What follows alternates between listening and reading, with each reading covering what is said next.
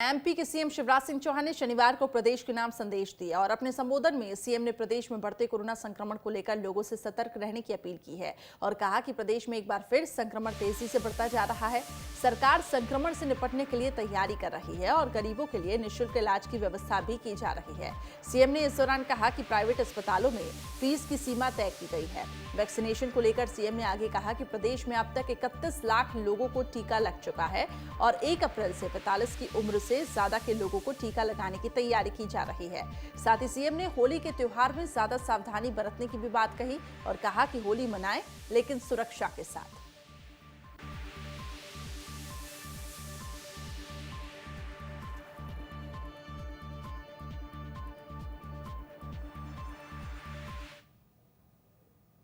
एक बार कोविड-19 का संक्रमण फिर तेजी से अपने देश में बढ़ रहा है। महाराष्ट्र में तो 35,000 से ज्यादा पॉजिटिव केस प्रतिदिन आ रहे हैं। मध्य प्रदेश में भी यह संख्या 2000 के पार निकल गई है और हमारे कुछ शहर तो ऐसे हैं जहां संक्रमण की यह संख्या अपने उच्चतम स्तर पर पहुंच गई है। असाधारण तेज गति से यह संक्रमण बढ़ रहा है।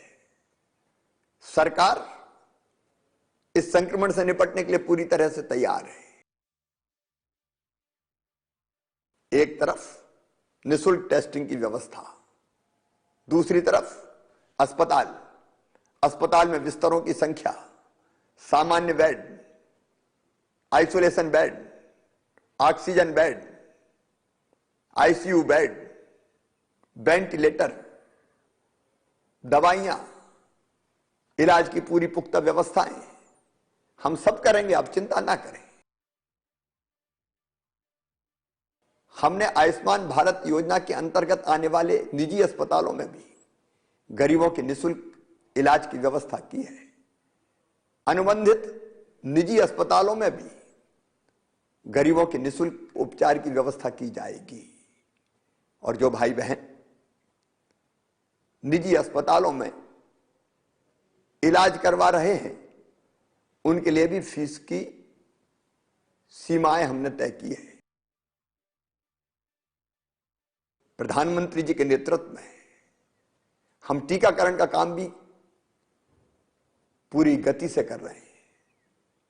अब तक 31 लाख लोगों को टीका लगाया जा चुका है। अब तक 60 साल से ऊपर के सारे बुजुर्ग भाई बहनों को और 45 साल की उम्र से ज्यादा ऐसे भाई बहन जो कई बीमारियों से ग्रसित थे उनको टीका लगाया जा रहा था। लेकिन प्रधानमंत्री जी के आशीर्वाद से 1 अप्रैल से 45 साल की उम्र से ज्यादा सभी भाई बहनों को जो किन्हीं बीमारियों से ग्रसित भी नहीं है उनको भी टीका लगाया जाएगा। हमारे महत्वपूर्ण त्योहार है, त्योहार मनाए, इससे इनकार नहीं है, लेकिन क्या संक्रमण रोकने के लिए हम ये त्योहार अपने परिवार के साथ घर पर नहीं मना सकते? संक्रमण अगर रोकना है तो भीड़ भाड़ से बचना होगा। रस्म निभाएं त्योहारों की, परंपराएं पूरी करें, पर बिना भीड़ भाड़ के। अगर परंपरा का निर्वाह जरूरी है तो स्थानीय प्रशासन की अनुमति लेके बिना भीड़ के प्रतीकात्मक रूप से परंपरा का निर्वाह कर लें। अगर लापरवाही की तो संक्रमण बढ़ेगा और प्रदेश संकट में फंसेगा।